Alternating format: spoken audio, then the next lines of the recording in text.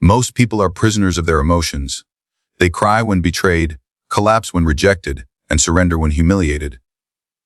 They are weak because they allow others to dictate their inner state. But what if you could master your emotions? What if you could not only control them, but weaponize them, so no one could ever manipulate, humiliate you, or break you again? Today, I will teach you how to become emotionally dangerous, so that while others drown in their feelings, you stand untouchable. Most men love as slaves, not to kings, not to tyrants, but to their own emotions. Their anger rules them, their fear commands them, their desire leads them by the nose like cattle. They imagine themselves free because they act according to their feelings, but in truth, they are shackled by impulses they cannot control. To become emotionally dangerous, you must begin with the one truth that separates the weak from the powerful. You must rule over your emotions as a master, not obey them as a servant. Observe the crowd in times of crisis. When the storm comes, when fortune turns against them, they cry, they panic, they beg. Their minds collapse because their hearts cannot bear the weight of pain. This is why they are easy to control. If you wish to rise above such weakness, you must cultivate within yourself a fortress of composure. Your anger must burn, yes, but it must burn on command. Your sadness may whisper, but you must silence it when strategy demands. To feel is not weakness. Weakness is to feel at the wrong time, in the wrong place, before the wrong enemy. Consider the ruler who lashes out in rage at a minor insult. His subjects laugh behind his back, his enemies smile at his lack of restraint, and his authority crumbles because his emotions betrayed him. Contrast this with the ruler who remains calm when mocked, who listens patiently when attacked, who waits in silence when provoked. Such a man is feared, for his composure makes him unpredictable. None know whether he will strike with mercy or with cruelty, whether he will forgive or destroy. His calmness is a mask, and behind the mask lies power. This is what it means to be emotionally dangerous. You do not extinguish your feelings, but you conceal them, control them, and release them only as weapons when it benefits you most. Do not mistake control for coldness. Even the most disciplined man feels rage, love, envy, and fear. But he does not broadcast these emotions like a fool who exposes his weaknesses to the world. He feels, but he directs. Imagine anger as a blade in the hand of a child. It cuts blindly, wounding friend and foe alike. In the hand of a warrior it is honed, sharpened, used only when it guarantees victory. Your emotions must become such weapons, forged in fire but held with precision. The common man is consumed by his feelings. The dangerous man consumes his feelings and transforms them into strategy. History is filled with men undone by their lack of emotional control. Think of the conqueror who became paranoid and turned against his allies, or the leader who allowed jealousy to poison his judgment, or the lover who destroyed himself in blind obsession. Their brilliance mattered little, for their weakness of spirit invited ruin. To avoid their fate, you must ask yourself, when insulted, do I react? When rejected, do I crumble? When provoked, do I lose my composure? If so, you are still a servant of emotion, and servants cannot command power. The first step toward danger is to learn silence, to embrace stillness, to make your emotions your private possession rather than public display. You must practice this discipline daily. When anger rises, do not strike at once. Observe it, cage it, make it wait until the moment is right. When sadness overtakes you, do not drown in it. Stand above it. Let it flow through you like water around stone. When desire tempts you, do not rush toward it blindly. Measure it, restrain it. Decide whether it is worth the cost. Each time you deny emotion its command, you build a layer of armor. Each time you control it, you sharpen your blade. And when the day comes that you must use it, you will strike with terrifying precision, while others fall apart in their frenzy. Those who lack this mastery are easily ruled. If you can remain calm while they are angry, you already possess an advantage. If you can remain rational while they are drowning in grief, you are already in control. If you can withhold desire while they are consumed by it, you hold the leash while they wear the collar. Most men are transparent. Their face betrays their anger. Their trembling voice reveals their fear. Their restless movements expose their anxiety. The dangerous man, however, keeps his soul hidden. His enemies cannot read him. His rivals cannot predict him. His lovers cannot manipulate him. He is untouchable because while he feels everything, he shows nothing. And here lies the essence of true strength. To the world, you must appear composed, unshaken, untouchable. They will test you. They will insult you to see if you break. They will reject you to see if you beg. They will betray you to see if you collapse. The common man will. But you will stand calm, silent, dangerous. They will not know whether you are indifferent or planning revenge, whether you forgive or prepare destruction. This uncertainty makes you feared, respected, and obeyed. It is not cruelty, it is not coldness, it is control. The man who controls himself cannot be controlled by others, and that is the first law of power. So remember this, the weak man expresses his emotions as they come, and in doing so, he reveals his weaknesses to the world. The strong man governs his emotions, and in doing so, he rules not only himself, but those who are enslaved by their feelings. If you wish to be dangerous, begin here. Build your fortress within, and let no one see the fires that burn inside you until you choose to release them as weapons in the pursuit of your purpose. To understand power, you must first understand attachment. Most men are bound, not by chains of iron, but by invisible ties of the heart. They are attached to people, to possessions, to praise. They cling to lovers who weaken them, to friends who betray them, to the applause of crowds that can turn to jeers in an instant. They believe attachment is strength, when in truth it is a leash tied around their neck, pulled by anyone who discovers what they cannot let go of. And this is why most men remain fragile.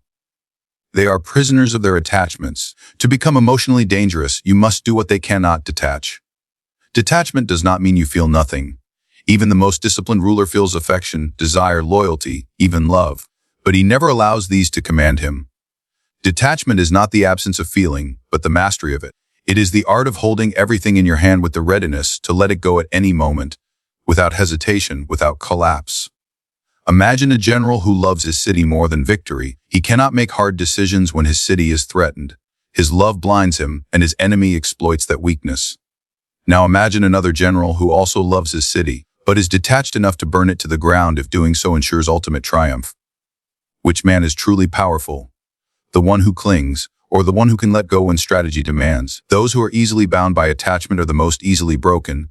Give a man riches, and he will live in fear of losing them. Give him status, and he will bow to those who can strip it away. Give him love, and you will see how quickly he becomes desperate to please, to beg, to submit simply to keep it. You cannot call such a man strong. He is chained, even if he imagines himself free. The dangerous man takes another path. He enjoys wealth, but is not enslaved by it. He accepts honor, but does not beg for it.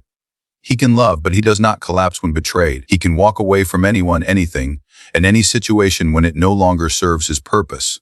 And because he can, he is feared, for others know they cannot trap him with what they themselves cannot resist. Consider betrayal. Most people, when betrayed, collapse into despair or rage, because they were attached to the one who deceived them. Their identity, their stability, their happiness rested upon another person's loyalty. And when that loyalty is broken, they crumble with it. But the detached man suffers no such fate. He expects betrayal, he calculates for it, he prepares for it. If it comes, he does not collapse, he adapts. His strength is not tied to another man's promise, nor another woman's affection, nor the approval of the masses. He owns himself entirely, and thus he cannot be destroyed by the failures of others. This is detachment, to stand independent, unshaken, while others are ruined because their hearts were chained to illusions. Detachment also makes you unpredictable. A man who desperately needs money can be bought. A man who desperately needs love can be manipulated. A man who desperately needs approval can be silenced with rejection. But what can you offer or threaten a man who does not cling? He cannot be bribed, he cannot be blackmailed, he cannot be broken. His enemies stand before him with their tricks and their promises, but he does not bend, because he does not need what they dangle before him. This kind of man terrifies, because he cannot be controlled by the tools that control everyone else. He is dangerous because he is free, and freedom is the sharpest weapon in a world where most are enslaved by invisible chains. Think of desire. When a man desires a woman so desperately that he cannot resist her, she owns him. When a man desires praise so desperately that he changes himself to earn it, the crowd owns him. When a man desires comfort so desperately that he fears hardship, fortune owns him. The dangerous man desires, yes, but he does not need. He can want and still walk away. He can enjoy and still abandon. He can taste but never depend. And because he is willing to walk away, he often finds that what others chase comes to him without effort. Detachment makes him magnetic, for nothing is more powerful than the man who does not beg, the man who does not chase, the man who cannot be humiliated by loss. Now look upon history. How many kings were destroyed because they loved their throne too much to see the daggers in their court? How many warriors were slain because they could not let go of their pride in battle? How many rulers were toppled because they craved the applause of the mob more than the security of their power? Their attachment made them predictable, and predictability is death to the powerful. The dangerous man, however, cultivates a soul like water. He flows when he must, retreats when he must, surges when he must. He does not cling to any fixed shape, and therefore he cannot be grasped or contained. This is detachment in its purest form, not weakness but adaptability, not indifference but independence. But do not misunderstand. Detachment does not mean withdrawal from life. It does not mean rejecting all pleasure, all love, all honor. The dangerous man partakes in them, but he does not kneel before them. He can be loyal, but his loyalty never blinds him. He can be affectionate but never desperate. He can be generous, but never dependent on gratitude. His heart is open, yet his mind remains sovereign. He treats everything as temporary, and so he remains calm when it is taken from him, for he never believed it was truly his to begin with. He moves through life light, unchained, untouchable, and while others panic at loss, he simply adapts and continues forward. So understand, this attachment is the leash that makes men weak, predictable, and easily controlled. Detachment is the armor that makes you resilient, unpredictable, and free. To be emotionally dangerous, you must wear this armor at all times, for the world will test your chains. It will probe for your weaknesses. It will attempt to bind you with promises, temptations, and affections. If you cannot detach, you will kneel. If you can, you will stand while others fall. Most men run from pain. They fear it. They curse it. They beg to be spared from it. When they are betrayed, they collapse. When they are humiliated, they hide. When their hearts are broken, they wither into shadows of themselves. And because of this, they remain weak, predictable, and powerless. But the dangerous man, the man who bends the world to his will, does not run from pain. He consumes it. He welcomes it. He transforms it into something his enemies never intended: strength. To become emotionally dangerous, you must learn to turn pain into power. Consider betrayal. For the common man, betrayal shatters him. He trusted, he gave his loyalty, and when it is broken, he is left bitter, drowning in self-pity. But the dangerous man takes betrayal as instruction. He studies it, learns from it, becomes wiser because of it. Betrayal teaches him where he was blind, where he trusted too much, where he allowed himself to be vulnerable. The wound becomes a lesson, the scar becomes a map. While others collapse under the weight of treachery, he grows sharper, more cautious, more cunning. What was meant to break him becomes a weapon in his hands. Think also of humiliation. Most men cannot endure shame. They become restless, defensive, desperate to repair their pride in the eyes of others.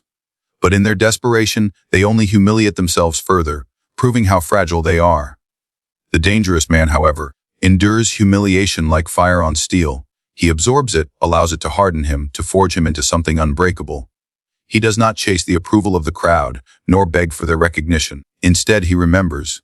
He carries the humiliation in silence, transforming it into a silent oath that he will rise so high that those who mocked him will one day whisper his name with fear. Where others are destroyed by shame, he is sharpened by it. Now consider heartbreak. The ordinary man, when rejected, when abandoned, when left bleeding by the one he loved, becomes desperate. He pleads, he clings, he loses his dignity. His identity collapses because he tied it to another person's affection. But the dangerous man does not fall into ruin. His heart may ache, but he does not beg. He lets the pain carve him, refine him, deepen him. Heartbreak becomes his discipline. It reminds him that attachment is fleeting, that dependence is weakness, that the only true possession is mastery of oneself. While others drown in sorrow, he walks forward with colder eyes, a stronger spine, and a will that no rejection can shatter. Understand, this pain is not your enemy. Pain is your most loyal teacher. Fortune may betray you, friends may deceive you, lovers may abandon you, but pain remains faithful. It arrives without fail, it shapes you without mercy, and it leaves behind the choice: collapse or conquest. Weak men collapse, dangerous men conquer. They use pain as fuel. They channel their heartbreak into ambition, their humiliation into discipline, their betrayal into foresight. Every cut becomes a sword, every scar becomes armor, every tear becomes fire. The world may try to bury them, but they rise again, stronger than before, because they know something the weak do not, that pain is not to be feared but forged into power. The weak man avoids pain at all costs, and by doing so, he avoids growth. He seeks comfort, ease, distraction. He buries his wounds instead of facing them. But because he hides, he never becomes more than he is. He remains fragile, always vulnerable to the next blow of fortune. The dangerous man chooses the opposite path. He does not hide from wounds. He opens them, studies them, understands them. He takes the raw energy of suffering and shapes it into strength. He learns to endure what others cannot endure. And when the next storm comes, he stands tall while others are swept away. Look to history. Great men are never shaped by comfort. They are born from exile, forged in betrayal, sharpened by loss. A prince who never suffers becomes soft, indulgent, blind to danger. But a man who has lost everything and risen again becomes unstoppable. He no longer fears suffering because he has already survived it. His enemies cannot break him with threats, for he has already walked through fire. His rivals cannot weaken him with loss, for he has already endured worse. He becomes untouchable, not because he avoided pain, but because he mastered it. The greatest strength does not come from pleasure, but from hardship transmuted into power. Even in your own life, recall the moments that hardened you. The rejection that taught you independence, the betrayal that taught you caution, the failure that taught you discipline. These are not curses.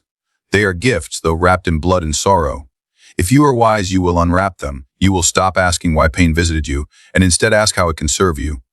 For every pain is an opportunity to grow sharper, colder, wiser. The weak man wastes this opportunity by wallowing in pity.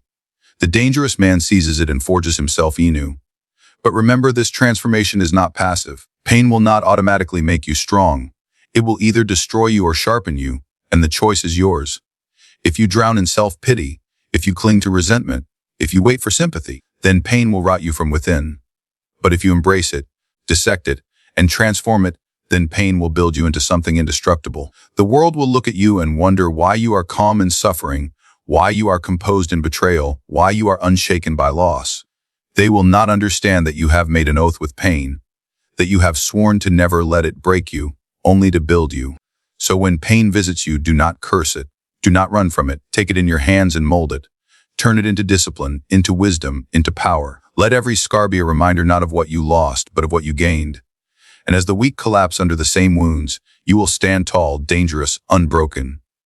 For pain is the crucible, and only those who embrace its fire will emerge forged into steel. Most men think strength lies only in muscle, in wealth, in armies, in power that can be seen and touched. But the most dangerous form of power is invisible. It lies in the mind that can rid the hearts of others, in the eyes that see what is hidden, in the voice that knows how to move the emotions of the crowd. Emotional intelligence, when wielded by the common man, makes him agreeable, likable, harmless. But when wielded by the dangerous man, it becomes a weapon sharper than any blade, for it allows him to control others while appearing to do nothing at all. To become emotionally dangerous, you must learn to weaponize your understanding of emotion, both in yourself and in those around you. The ordinary man speaks without listening, reacts without observing, and judges without understanding. He sees only words, not the trembling beneath them. He hears only tone, not the fear hidden inside it. He looks at faces without noticing the cracks in their expressions. Because of this blindness, he is deceived easily. He is manipulated, tricked, and ruled by those who are sharper than him. The dangerous man is never so careless. He studies people with patience. He notices their silences, their nervous glances, the subtle shifts in their voice when they lie, the hesitation in their hands when they pretend confidence. To others, these things are invisible. To him, they are loud as thunder. He reads people not as they wish to be seen, but as they truly are. And in that knowledge, he finds leverage. When you understand what drives another man, you own him. Every man is a slave to his own emotions: fear, pride, love, guilt. Once you know which chain binds him, you can pull it at will. If a man is ruled by fear, you need not fight him. You need only threaten, and he will submit. If a man is ruled by pride, you need not defeat him. You need only flatter, and he will follow you willingly. If a man is ruled by love, you need not control him directly. You need only endanger what he loves, and he will kneel before you.